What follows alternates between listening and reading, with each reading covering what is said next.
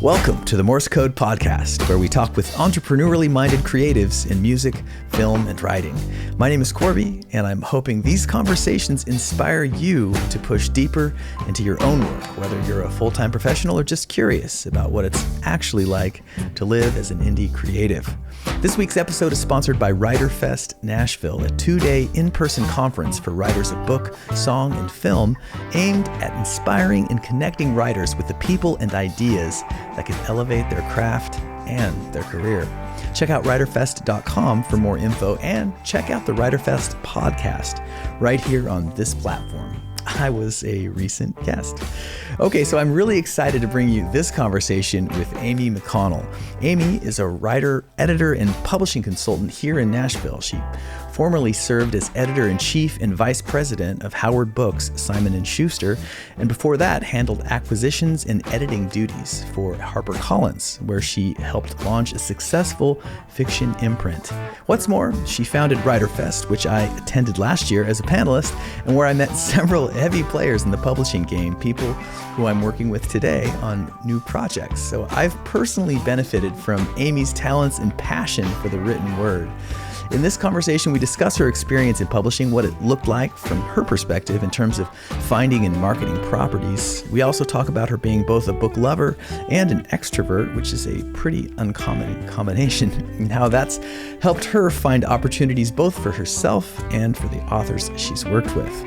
We're both book nerds, and we vibe for a second on the experience of feeling seen by books. And finally, she has a book recommendation for me, which means you should probably stick it out to the end of the conversation. If you get something out of the Morse Code Podcast, please like and subscribe. New episodes come out every Thursday. And now, here's my conversation with Amy McConnell. Amy McConnell, thank you so much for making some time for us over here. Dude, thank you so much for having me. I love it. You are one of the busiest people I know, and I think most of that's self-imposed, and probably we'll get into that. But True that.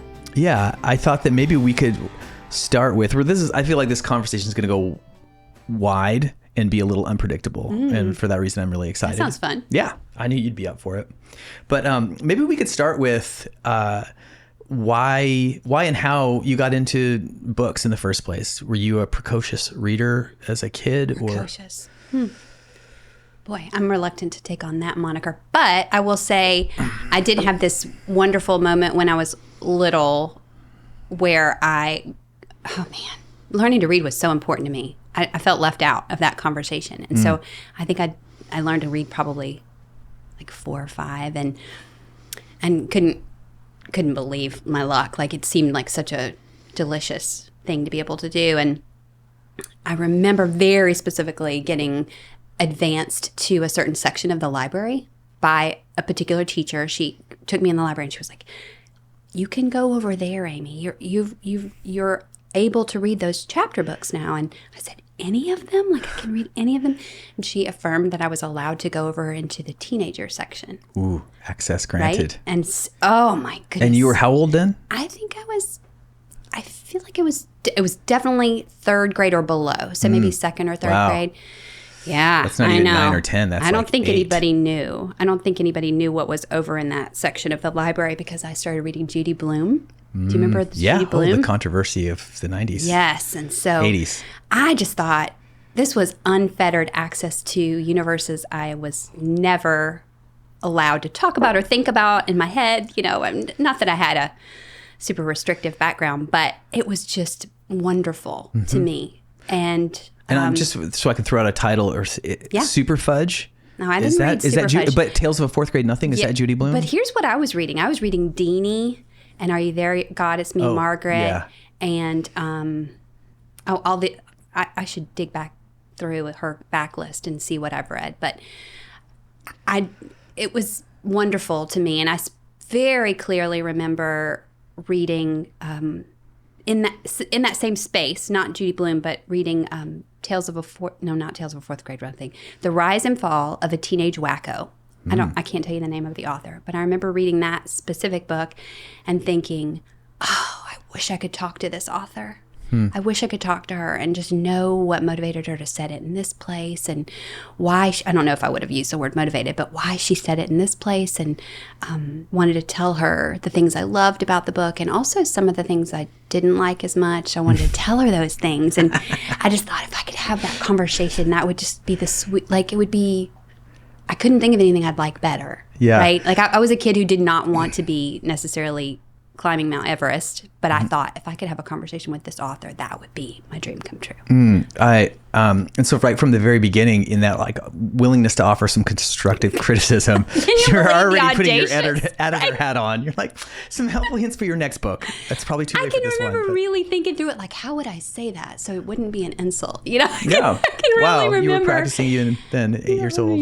I just really wanted to have this conversation. I didn't want to write it. I didn't want to figure out how to be a writer from her. I wanted to talk to her about what she'd written. Mm-hmm.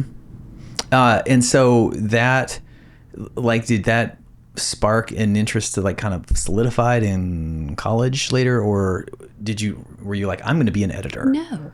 Yeah. No. What is an editor? I mean, I didn't know what an editor was. I don't think.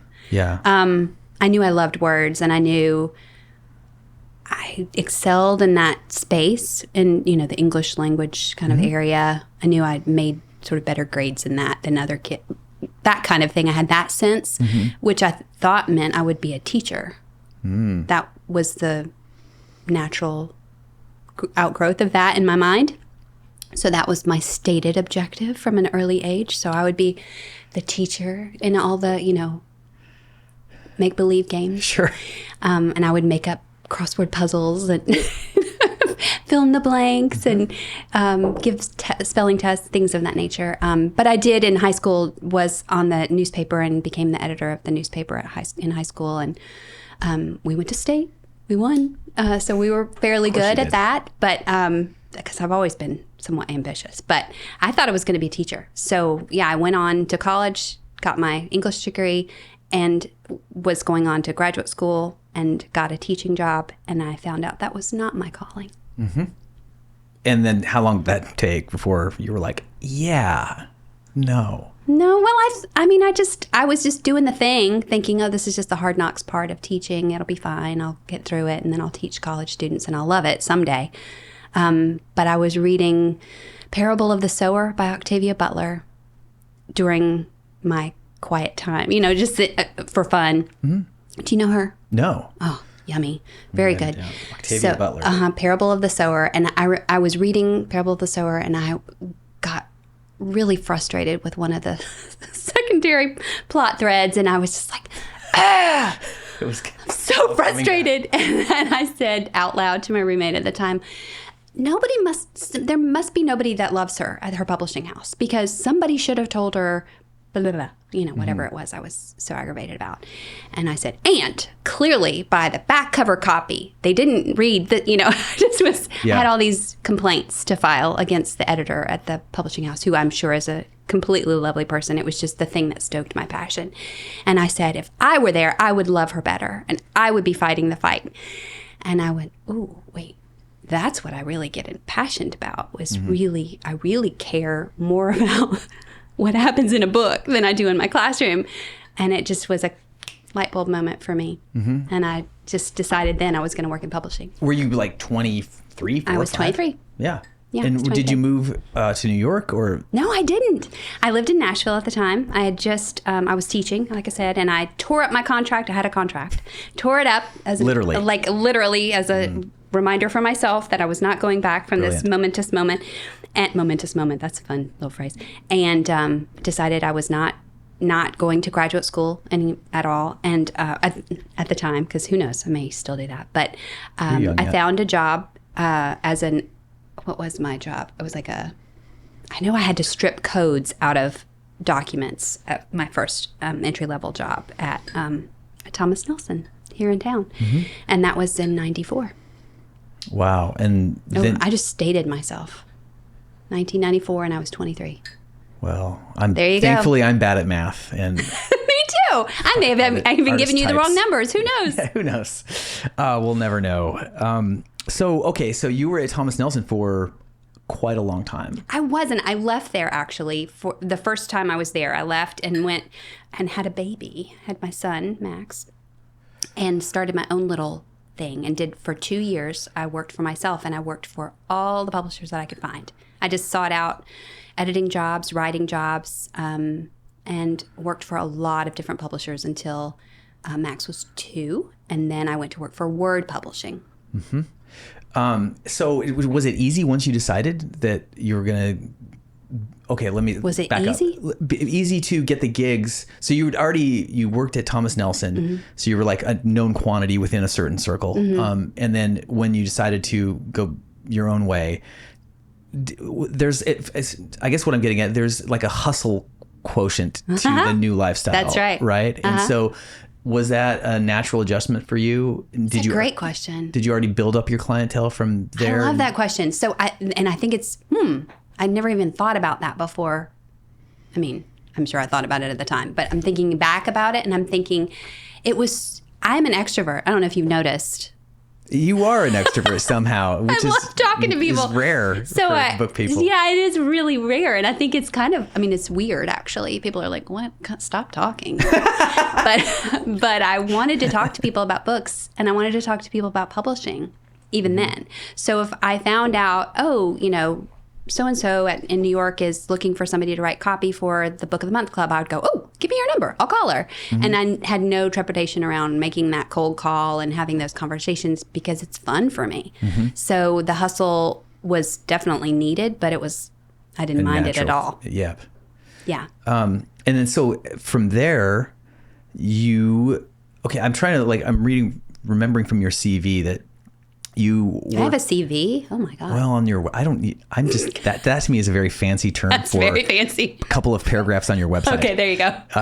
In which I learned that you acquired or you created a publishing division at right. Oh, at Harper. Yes, that's true. So tell me about that. Yeah. Finish my sentence and then tell me more.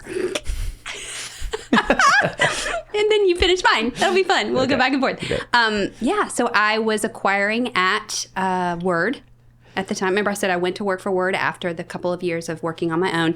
And at Word, I was acquiring underneath the direction of somebody else, the publisher. And I was doing a lot of nonfiction. And that's really all we did at Word. And I said to him, I found this fiction proposal that's not a proposal, a whole manuscript that I love. Can I please acquire it? Can I please take it to Ed Board? We don't usually do that. And he said, give it a try, give it a shot. So I went and I made an impassioned plea to acquire this fiction book. I ended up doing a lot of books with that guy, but Robert Whitlow, my friend Robert Whitlow, and I did a bunch of fiction that first year, and people started kind of giving me a hard time about it.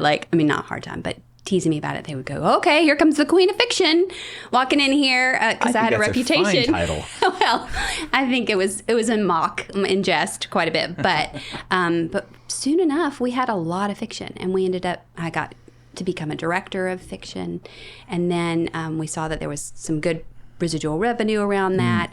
We started a line of fiction, women of faith fiction.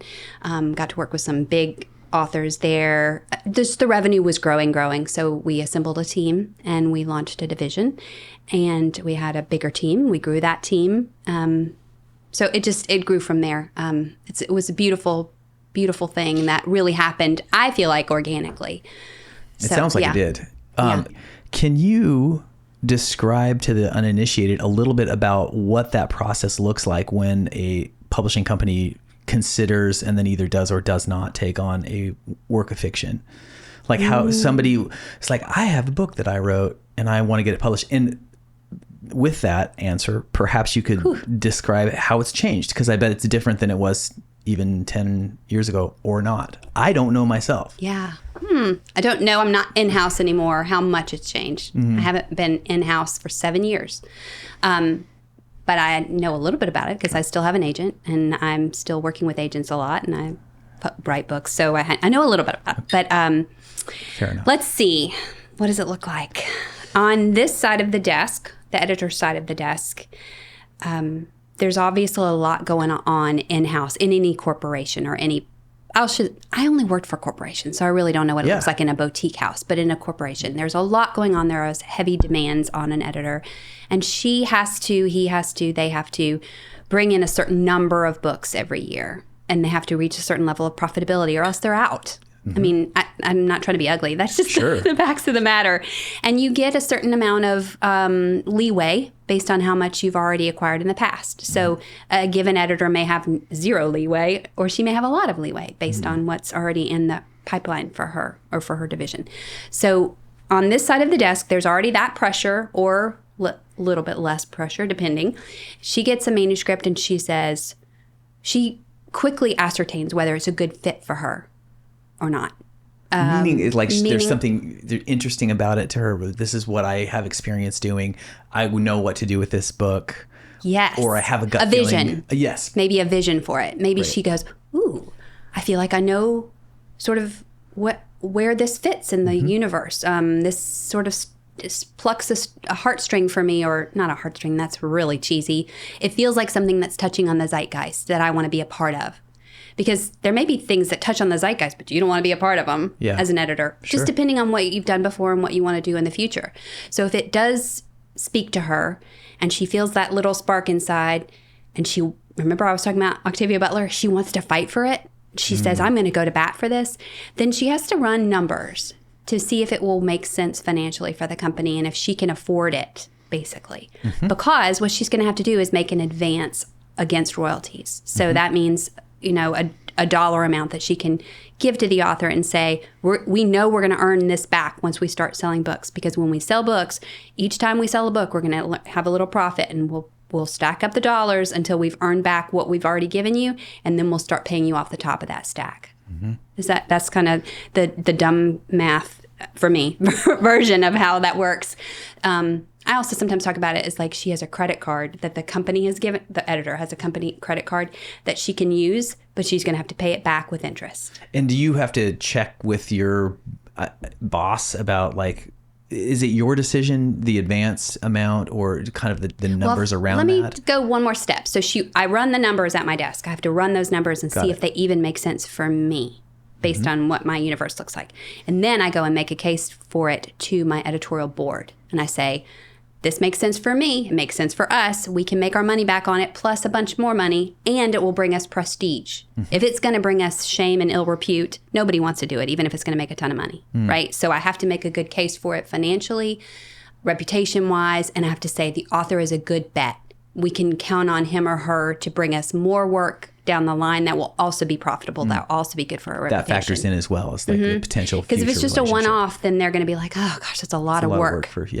So those are the considerations that have nothing to do with art. That's super fascinating though. But what I think is interesting, and I can kind of make a connection in the music business, is that there are a lot of artists in the 90s maybe who, back in the days of real record deals, would sign potentially horrendous deals with labels. But as a corollary of that unpleasant experience, there was a lot of marketing dollars sunk into their band or name. And that sticks with people regardless of the relationship continuing or not with the record label. So artists who maybe had, put out a record on Interscope that they never recouped, and maybe they never made any money, but the record still had a big moment in the zeitgeist, are still able to tour on that name that the label built with their big label dollars. And so it seems like there's a similar situation in a sense with the publishing companies, with publishers, in that there's a marketing budget. They're sinking that budget into this book, hoping to make their money and also establish a new writer, a new name in the market. And that writer is enjoying the benefits of that regardless of whether or not that relationship continues with the publisher. And for that reason, I would think that a publisher would want to be cautious. Or I'm sure there's a caution to all of this. There's no book that's getting published just on its sheer creative, the joy that the editor or somebody reads. It's got to have some kind of connection and a way to make money to move at all. What I love is that I'm such a sucker for that relationship between the editor and the author. I really, obviously, I feel very passionately about it. And I think that is often the magic that happens. I mean, there's this really nice intimacy between an author and an editor where if it's right, then the editor gets the material and can speak with truth and love to the author. And when that happens, there's some really cool stuff that comes out of that nobody will ever know about and need not ever know about, right? It's just, for me, it's just the gift of the work is have that relationship. And I'm still close with a lot of people I've worked with for that reason, because it is just our connection that matters to me. I don't really care about the dollars at the end of it or any of those things. But that is not baked into the formula at any house or it's not baked into the formula. It's just something that we can hope for and wish for. Do you think that's basic to the nature of the fiction editor or editor in general, is that desire to nurture talent? Or gosh. Are there some that are a little bit more the company's man or woman and some that are a little bit more the artist's man or woman? I don't know. I don't know. You don't know. Well, yeah. I've certainly been edited a lot. You know a bunch of other editors. I do. And I've been edited well, and I've been edited poorly, and I've been edited in between. So how is that? What does that experience look like? Those two experiences, edited well and edited poorly, from the writer's perspective for you. And also, if we talk about anything that you're like, let's not go there, we can always edit it out. Sure. So there's no That's problem. good. That's cool. Yeah. But I love a hard question. I mean, then that's a good one. I think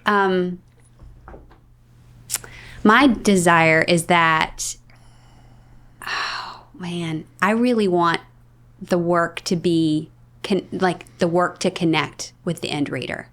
And I just kind of want to get out of the way of that happening. And a good editor helps me get out of the way. That's what I try to do when I'm editing, is try to help remove the speed bumps and make the synapses fire between them. That's probably not an appropriate analogy because they're two different brains, but that's the way I see it, is like this little spark between the two of them happening. And there are so many barriers to connection, but words, I don't know how it's truly, truly magic to me that words can connect us. And I love the end reader. Maybe it's because I still feel like that 8-year-old girl that feels like she found herself, that she felt heard and seen and understood in the context of a book more than anywhere else. But it's also me, single mom me feeling like, I'm married, but at the time when I was a single mom, I just felt so lonely and so desirous of being fully seen and heard. And I felt that when I was in the context of a book. And I just want that for everyone. I want them to feel seen and heard and understood in the context of a book. And that means an artist has to take that time. There's so much time involved and so much passion involved to create the book. And so when I step in between those two people, the reader and the author, in whatever context, sometimes I'm a collaborator, sometimes I'm a book doctor, sometimes an editor. My job is to make sure this really is effective, efficacious, better. And that the end reader just does feel that connection. So it's really fun to hear you talk about, what motivates you. And I share that same feeling that you share of feeling seen in a book. And that experience between reader and author is one that's very intimate and sacred and also transcends time, the limits of time. I'm reading a book right now, this arcane little volume from a woman named Sarah Orne Jewett. And it's a book that was published in 1905 called The Country of the Pointed Firs. And I guess she's sort of credited with introducing the idea of regional literature to the scene back in the day.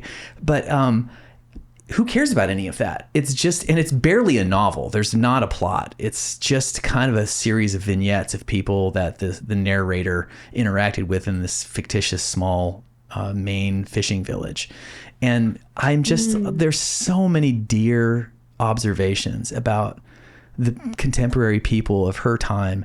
And then from that, you can just extrapolate, like, from this character who lived alone on an island. You're like, I know that lady. I know somebody like that back where I'm from. And that thing that you can do in a book to draw those connections from some imagined place and put your own people, events, and places into, it's so powerful. And there's nothing else that does that. Like, music is its own incredible power, and I love it a lot.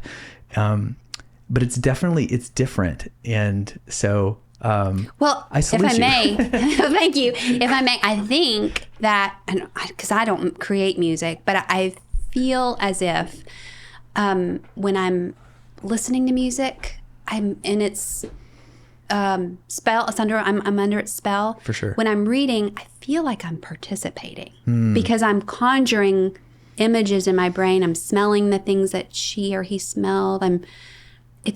I feel like we're one in a way, the author and I. And it's not spooky. It's so natural. It's like the most natural thing in the world. Mm-hmm. Yeah. Describe to me a little bit about the timeline of the interaction between author and editor. Is it like, say I were to have a finished manuscript that I'm ready to show this to, I'm ready to shop it around, or I don't even know the words. I want this to get published. And say I get wonderful news one day, and an editor wants to work with me and help me bring this existing manuscript to a publishable work. What happens next? And then how long are those rounds of, between revision and notes? Is this a 2-year long process, longer? And I'm sure it's different with everybody. It is. It's different with everyone. Pardon me for drawing in this analogy, but that's why I often say it's like midwifery, because you just really don't know when it's going to be born until it's born. And certainly there are artificial things we can do to make a book come into the world at a certain time. And that's where the analogy falls apart. Obviously, the metaphor is not good. But it depends on what you want. Sometimes things have a certain time that they need, some certain timing, certain seasonality, or maybe there's a giftable kind of season or a media opportunity that we're trying to meet. We can go backwards from there. I have worked with authors for years on projects, for sure. Mm-hmm. It just depends on what our goals are and our objectives are. Mm-hmm. That's a fascinating look at the editing side of what you do, but there's a lot of what you do. And let's talk about that for a second, which is that you're a writer yourself. And to my knowledge, you have one book, Faithful Daughter. And what motivated you to write that? And I ask this because in a previous conversation that we've had, you were like, and I could be remembering wrong, so full disclosure, I'm always kind of like, I'm more at home helping other people than putting myself out there. And question one is, do I remember that correctly? Yes, you do. Okay, good. Question two is, then what made you decide to put yourself out there and put your name on the front cover and say, this is my book? That's a great question. So Faithful Daughter is the only one that has just my name on the front. So typically I collaborate with an author, so it'll say with Amy McConnell, or it'll say nothing about me on the cover, and it'll just say something about me in the acknowledgments. Just depends. However, with Faithful Daughter, that was such a Amy-led project in the sense that it's me and 33 other authors. So I was having conversations around being a daughter, not about being a mother, which I am. I have 5 biological children and 2 bonus sons. So I am definitely a mother. That's one of my identifying characteristics. If that's one of the top 2 identifying characteristics of mine. That said, I started to realize that being a daughter is a huge piece of who I am. And I wanted to explore that with my female friends. And most of my female friends are in the writing space.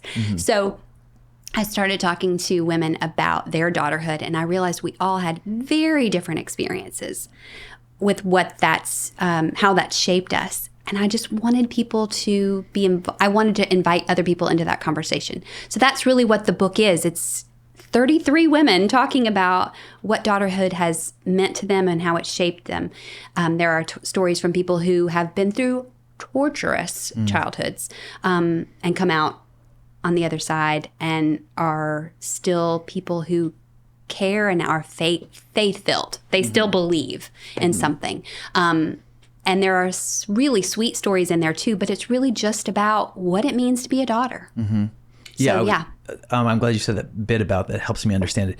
The word faithful seems to imply like a through line of whatever are the unique circumstances of our particular stories. There's like an honoring or a harmony with said mother. Am I right? Is that kind of... some of the stories involve boundaries around that relationship where it's not healthy to be in a relationship with that person anymore. Sure. But honoring the daughterhood part of it. Yes. And the faith word to me is really just, I don't know about... I love words, so it matters to me a lot. It's not at all about religion for me. Faithful is really about a mindset of moving forward in belief that it'll all make sense or that there's some good in it. So I think what's been really cool to me is that it's a pretty good backlist book. I mean, it's still selling nicely, and women tell me that they buy it for other women who are hurting because there's a lot of pain around. I hate for my book to necessarily be associated with pain, but it is a nice way to feel heard and seen if you are going through something difficult with your mother. If she's passed, or if she's aging, or if she's if you've had to leave the nest as a college student, if there's some transition going on, it's great to see there's all kinds of ways that this can go down well. Sure. I mean, isn't that one of the great palliative characteristics of any book or work or conversation is just, there's just this sense of like, I'm not alone in this. Yes. And it's so powerful in any of its manifestations. Right. Absolutely agree. So yeah, that's the only book, Corby, that has my name on it all by itself. Like it says Amy McConnell and Friends, which is awesome. And those people are still definitely my friends. So I love sharing that book with people and saying, you should definitely read this one inside. So that's really fun. And then the rest of the books that I have, I think there are 15 now, are all just collaborative. I said just, and I didn't mean that. They're collaborative. And that's different than an editing role. It is. You're taking an active role in the actual writing. That's right. And was that a new muscle to flex, like somewhere along your career, or was it like something that you did early on and then it was more of I'm doing more of that now? So that's a great question. So I did fiction for so long. I mean, it was a lot of years worth of just editing fiction. That was all that I edited was fiction for, I think 15. Again, don't know the math, but I think it's 15. And then I went to work for Simon & Schuster and was over the nonfiction and the fiction there at Howard Books. And that was a delight. I loved doing it. Got to work with some amazing people there. And while I was there, I had a number of celebrity books. And so I was hiring is the wrong word. I was working with a number of celebrity ghostwriters. And that was so fun. I went, okay, in the past, I've worked with novelists who care a ton about every aspect of the work. And a ghostwriter, I found, really cares about things that are a little bit more publisher-ish, right? Because is this going to be marketable? Can we go on the news and talk about this? Will this have enough hooks? Will it be sexy enough? Will it be interesting enough? And do we have an actual book here? Or is this just a magazine article? And so the ghostwriters and I had the best time. It was the first time in a long time that I'd said, you're very different than the authors that I've worked with in the past. They understood in advance the marketing end or the they did. fiscal end. Of so we could have different enterprise. Conversations, and I could use my red pen real heavily with them, and it didn't hurt their feelings at all. Yeah. Where novelists, you have to be a little bit more careful about that, judicious about edits, and more honoring of the art, right? Whereas a ghostwriter was like, oh, whatever, I don't care. We'll figure this out. And had so much fun with them. And so when I left there, a number of agents and editors would say, now, who do you think I should get for this? because I just, I know a lot of people, and they would say, who would be a good ghost for this? And and I would say, oh, well, she's great at this, but she's not great at this. And he's good at this, but not great at that. And you might want to work on this and make sure you put in a clause in the contract about this. I just kind of knew my way around that space. And one specific, I'm trying to think if she was an agent or an editor at that point, but one specific person said, you would be really good at this. And I said, no, I wouldn't. What are you talking about? She said, would you at least take the call? Like, just have an interview with the author. And I said, I'm always down for a call with an author. And so I got on the call and she hired me. And I went, oh, okay, I'm coming to New York next week. So, laid out the book, figured out what the book map would be, and then wrote it, and then there was another contract for another one. It just has sort of snowballed from there. It was really Stephanie Smith. Shout out to Stephanie Smith to say thank you for that that first book gig. And how long ago was that? That was 2017. And so that's not... Not long ago. Not long ago. But like begets like. And so one gig led to another and to another. And I imagine that there's a wonderful freedom in, or maybe better to put it, flexibility with the ghostwriting gig. And you're freelance is maybe not the word either, but you're your own shingle, right? And so are there like gigs booked out for another year, or are you juggling 3 or more at once, or one, or what does it look like? I'm juggling for sure. Have some support and some help. Specifically, agent help is a big deal because it's difficult. I can do anything. I always have to remind myself I can. I have no doubt. I can, but I don't like to do the business aspects and the creative aspects of the negotiation. I certainly, for a lot of years, negotiated and did creative work, but so an agent helps me with a lot of those business points, and then I juggle a lot of work at the same time. Is the agent your agent, or is it their agent? Pardon me, that's Great probably question. an ignorant I need my question. own agent. So if I'm collaborating with an author, she or he will have their own agent, and I have my own agent, just to make sure I'm protected. If the same agent is working both sides, conflict of interest. Yeah, it's a conflict. Classic. It's kind of like having a lawyer. Your lawyer talk to their lawyer. That's the kind of very similar. It's simple. Situation. Yeah, Got it. Yeah. Well, you have so many plates spinning, and one of those plates is Writer Fest, and heart. Now, yes, clearly your heart. I mean, you are one of the most cheerleadingest people I've ever met. Like, forget books, and just kind of in general. You love people. When you came over today, the first thing you did was talk to our producer Kyle about what's his project, great. what's his life like, and it was just like, that's so you. And it's an irresistible energy to be around. It's infectious, and people, I feel lighter and encouraged just being around you. Aww. And I know I'm not alone. And I wonder if that was what was one of an impetus for Writer Fest, and maybe you can tell me a little bit about that. If my being a cheerleader was an impetus? Yeah, or your desire to help, not just. I feel like you have a desire not to help authors for sure, but just help books, No, and it's totally scene. Selfish. It was a totally selfish motive, I think. So we live here in Nashville, and Yes. I have volunteered for Southern Festival of Books, which is coming up in October. I think since I was in college, a lot of years at any rate. And I was at Southern Festival of Books and was high as I get when I'm at book events. So I was, this is so fun. And I ran into my friend Kim Reed, who is a professor at Lipscomb University. And I said, I love this thing. Don't you love it when we get to be around authors? And she said, I love this thing. It's so great. And I said, we should do more of this. We should bring in writers and have people talk to them more often. And she said, we could do it at Lipscomb. That'd be fun if we could do it at Lipscomb. And I said, yes, I know how to do that. Because for years, I had traveled to speak at writers' conferences, Romance Writers of America, or Book Expo, or various book events. I would go as a representative of my company to talk about branding, or talk about editorial process, or talk about acquisitions, or whatever it was, and love to go to those events. So when I was at Southern Festival of Books and talked to Kim Reed, I went, yes, we're going to do that here in Nashville because this is my little brain thing. Is I was like, this town is crazy collaborative. People love to get together to share ideas and to talk about the intersection of our art and our arts. Like you and I would talk about how our art can interact with each other's kind of art. And I thought, wouldn't that be really fun to do? And I said, let's meet and let's plan it out. Let's figure it out. And so Kim and I met and talked and kind of sketched something out. And this was in 2014.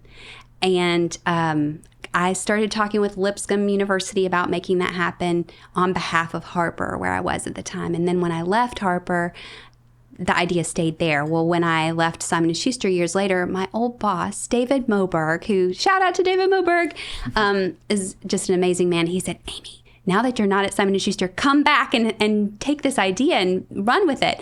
And I didn't go back to Harper, but I did get the idea back and went back to Lipscomb and said, do you guys still want to do this deal? And they let me host it there. So we've been there for, I think, 4 years now. So that was great to be able to do that. And we've brought in amazing speakers from all over and just had a great time with it. It's grown every year. And it's books and songs and film. There's That's right. kind of a 3 components. So there's a serious overlap between that enterprise and this one, which covers the same. I know. Categories. Cheers. Wonderful. Cheers to that. We're in alliance again. What can you tell me about this year's event? Because this is going to come out actually right before. This podcast will? Yeah. Oh, sweet. Okay. Well, this year for sure. At Writer Fest, we've got 3 keynote speakers. So our keynote speakers are Tyler Merritt of the Tyler Merritt Project, who's a vocalist and an actor and a writer, Tyler Merritt, and then Patty Callahan Henry, who's one of my favorite novelists. I read everything she ever writes, New York Times bestselling novelist, and Julia Whelan, who is also a novelist, but an actor as well, who is the top voice talent for reading novels. So she's a voice actress, essentially. Okay. So anybody who's listening who listens to audiobooks will go, oh, Julia Whelan, because she's top shelf. So those are the 3 keynote speakers. And then we have a number of breakout sessions. So the breakout sessions cover, you can come as a novice writer, somebody who has aspirations to write, or you can come as somebody who's written a lot and is ready to take it to the next level, or just to make connections and take your career to the next level. So we have panels, we have sessions where you can learn a specific skill or craft. And then we even have, this year, we've added a thing called Meet the Pros, where you can sign up to spend 10 minutes with somebody who's a professional in whatever specific area that you're interested in, some tutelage. And then even like during one of the lunches, we have a keynote speaker. And then the other lunch, we have lunch table hosts, which again are hosted by people who are the top in their industry. So there are just lots of opportunities to learn and to grow. I feel like that's the way I grow the most, is when I gather with other people who are like-minded and who have similar aspirations. So for certain, in a personal plug, I got to participate last year, and I came away from that event empowered, but also just with a whole bunch of new relationships that have served me professionally. Awesome. And so it was such a super win for me. And I will say too that I noticed with book people are minus you are pretty introverted. It's true. And not real quick to gather. And so for that reason, it's hard to hang out with other book types. And this event was such a great exception to that, where it really did pull in lots of people.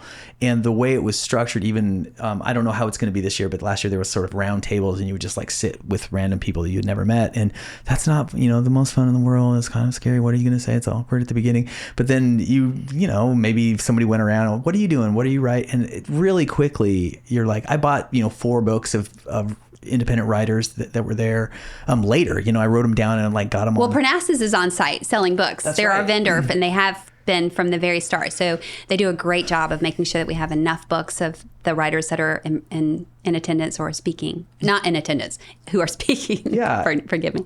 And there's certainly an inspirational component to it. The keynote speakers get you fired up. But there's so much. Tara Stringfellow last year. So I was like, amazing. Good grief. Crazy. Blew my hair back. I was like, stop. stop. This is amazing. I don't ever want to do anything but write and listen and write and read. For sure. But then there was also just really some practical workshops of, like, here's why maybe you should consider self-publishing. Here's some things to think about when trying to find an editor.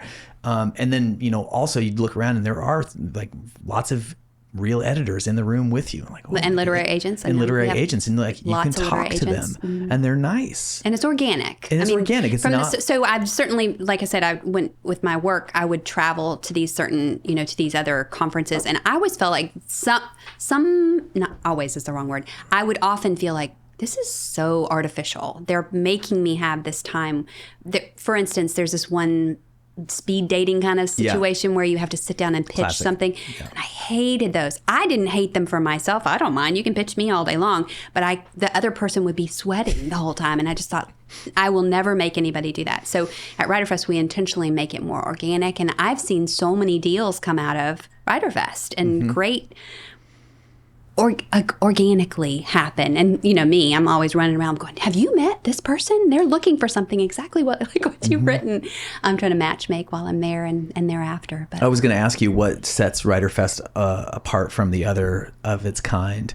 And that sounds like the organic component to it is a big one. I hope that's a big piece of it, but there really is not anything else where the overlap of books, film, and song happen. Most writer conferences go more granular, and I don't know, maybe that's the right way to do it, but it just, for me, I've always found so much overlap between those, and I've worked with people who are actresses or songwriters, and to me, in film writing, and all the novels that I've worked on, their aspiration is to get them made into a movie. And that's happened in a lot of times with books I've worked on. So those things bleed over organically in my brain. And so I was always like, why would we eliminate people from this conversation if they're organically linked already? I've said organically 12 times now, so now I get a prize. But other conferences typically don't do that. So that's been really fun. And like last year, I remember we had somebody talking. We had Tim Reed from BMG speaking on the keynote stage, and he brought some Grammy-winning songwriters, and they're singing lyrics from, like, playing music from the stage, songs that you just heard on the radio on the way here. So it's really fun to hear people talk about their craft and go, that's so much like what I do. I want to learn from you, even though that's a different lane than the one I'm in. When you hear it from a different angle, it kind of can stir something in you that wouldn't have been stirred had it just come at you straight on. Remember were you there the year that Lisa Donovan was talking with? Last year.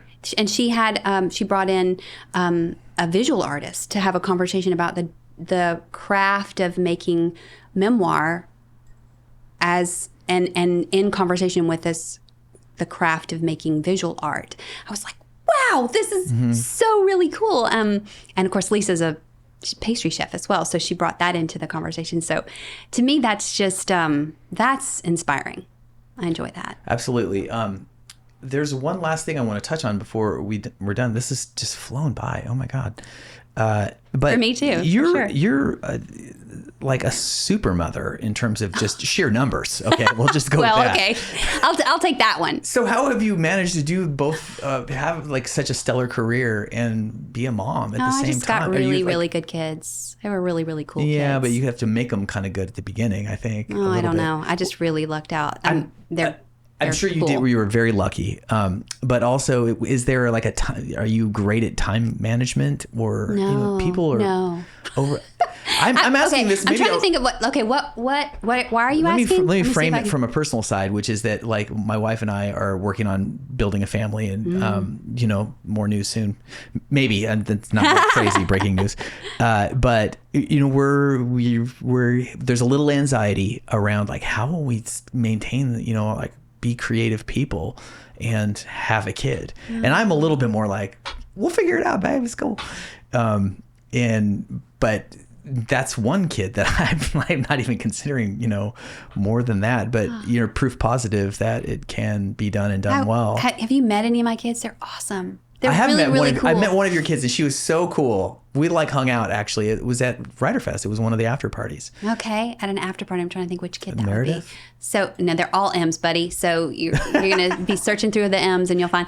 But the older boys are not. But I would just say I don't know. But they are a grace to me. They're awesome people. They're very interesting. And I think the thing is, they're just people, Corby. It's like when a person shows up in your life and you're like, this is a really cool person, you kind of make space for them and they make their own space. And we make it I mean, don't get me wrong. There's a lot of like losing sleep and shots suck. Like when a baby gets a shot, for instance, that's really difficult. There's some things that are difficult, but at the same time, it's like, they're just people and they take up space in your life, but in the best possible way. Does that make sense? Yeah. It makes me excited. It's really good. Yeah. It's really good. Corby, so two of them so one of them was already in college and then another one went to college this year. And so for the last, it'll be 5 weeks now, we've been down to 2 at home, which is like, what? How do we only have 2 children? It's so quiet here. But they both of those girls came home this weekend, just for a very short time this past weekend. And I was just like my face hurt the whole time. I'm just so happy to have you back. But yeah, it's good stuff. It sounds like it's a very full and enriched life that you lead. It's good. It sort of explains too why you're able to spread so much joy in the community and with the people around you. Because it seems like it's coming at you. It is coming at me. Frontal. I would say I'm God's favorite. I'm just you are too. Like everybody is, but I definitely feel like I'm God's favorite. That's a wonderful perspective. Thank you so much. Thank you, Corby. It's been really fun. Here. It's so fun. It goes by too quick. So can I come back next week? And I can't wait. Okay, we'll pick up right where we left off. Okay. We didn't even get to talk about like specific books or anything. So man. Oh, wait, one last thing. Do you get to read for pleasure, or are you just hell yes. Okay. Yes. You do. Oh my gosh. Yes, I wouldn't have it any other way. I love reading. So what do you want a book recommendation? Yeah, no, whatever you're excited about right now, or something that you've read in the last year that's fun. The book that I will not shut up about, don't try to make me, is Song of the Cell. Song of the Cell. By Siddhartha Mukherjee, I think is his name. Song of the Cell. And it is... Like cell, like I'm in a cell, or cell like I'm in a cell? Like biology. Okay. Gotcha. CELL. And he also wrote The Emperor of Maladies, which was huge. I think it was huge a few years ago, New York Times bestseller. But I didn't read that one. I just happened to pick this one up at Parnassus. And it is so flippin' good. Is it nonfiction? Is it fiction? It's about the differentiation between cells within a body. It explains to me, a complete doofus when it comes to science, about how cells work, operationally, how they differentiate between each other. And it is like, I don't know how he does it, but he is explaining a miracle by way of a miracle. The book itself is so delicious to read. He has such a beautiful grasp of language. And when I say beautiful grasp of language, I'm talking very accessible, but he is respectful of me as a reader. He's not like, okay, doofus, here's how it works. His enthusiasm about the subject matter is so contagious. I couldn't wait to get back to it. I was like, can everybody stop talking so I can go read my book? That's the best feeling. I have been recommending it like crazy, and people who are like, I don't know, have come back to me and go, thank you. It's changed my life because it's really, really good. Lots of poetry. Yeah. He cites all these poets. I'm like, damn, he's good. He's reading all these world poets and somehow inserting it into this book about cellular biology, but life-changing. Incredible. Very good. I'm going to pick it up. Please do. And next time we see each other, we'll have we can talk about more it. to talk about. Yep. See, cheerleader. Can't I'm wait. so big on this book. So stay tuned. Thank you. Thanks. Hey, thanks for watching. Click the like and subscribe button if you wouldn't mind. You can click over here to watch another complete episode, or click here to watch a playlist of the songs of the Morse Code podcast. You know you want to. You know you want to. You know you want to.